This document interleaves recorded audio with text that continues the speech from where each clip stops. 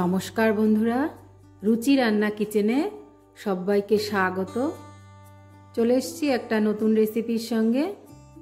আজ করব বরবটি আলু দিয়ে রুই মাছের ঝোল।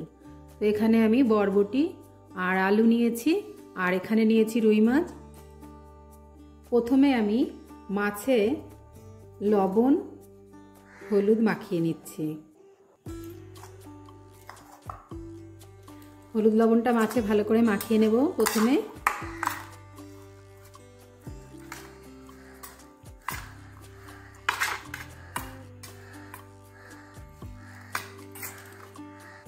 মাছে হলুদ লবণটা মাখানো হয়ে গেছে, এবার এটা সরিয়ে রাখছি। এবার বরবটিগুলো কেটে নেব। আপনারা চাইলে এখানে আলু না দিয়েও রান্না করতে পারেন, শুধু বরবটি দিয়েও মাছের ঝোল করতে পারেন।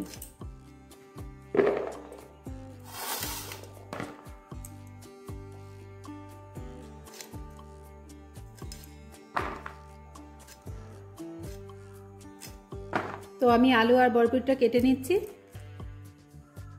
আমার আলু বরবটিটা কেটে নেওয়া হয়ে গেছে। এটাকে ভালো করে জল দিয়ে ধুয়ে নেব। গ্যাসের ওভেনে কড়াই বসিয়ে দিয়েছি। এবার দিয়ে দিচ্ছি সর্ষের তেল। তেলটা গরম হয়ে গেছে, এবার মাছগুলোকে দিয়ে দেবো।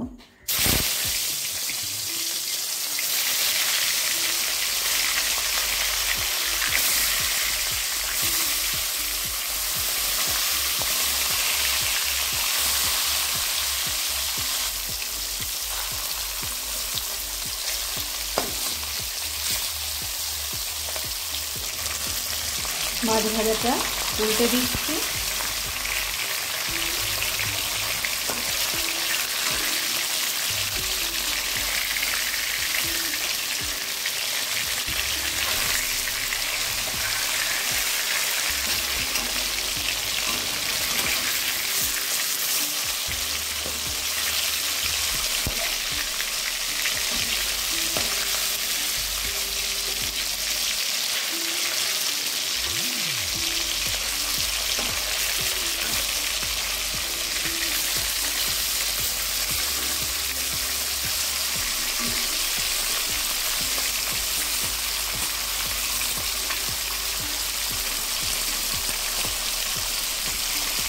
মাছগুলো ভেজে নেওয়া হয়ে গেছে, তুলে নেব।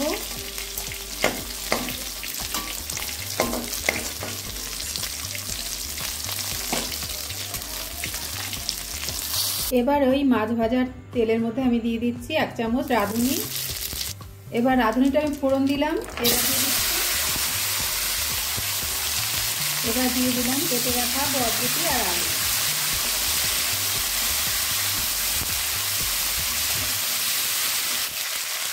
বরবটি আলুটা 1 মিনিট ভেজে নিয়ে এবার দিয়ে দিচ্ছি লবণ। এখানে আমি 1 চামচ লবণ দিলাম আর 1/2 চামচ হলুদ। এবার এই হলুদ লবণটা দিয়ে বরবটিটাকে একটু ভেজে নেব।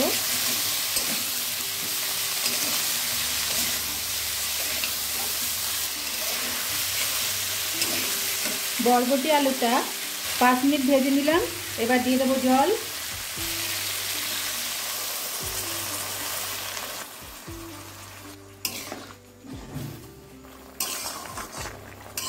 দশ মিনিট রান্না করে নিলাম।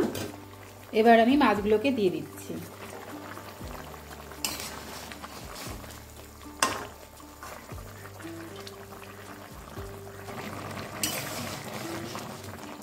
মাছটা দেওয়ার পরে আমি আরো 10 মিনিট জাল দিয়ে নিয়েছি।